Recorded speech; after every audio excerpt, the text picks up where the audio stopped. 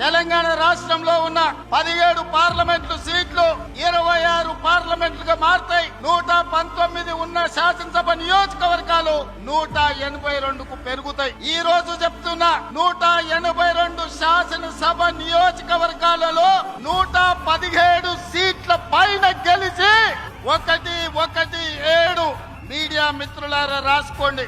117 అంటే 117 శాసన సభ్యుల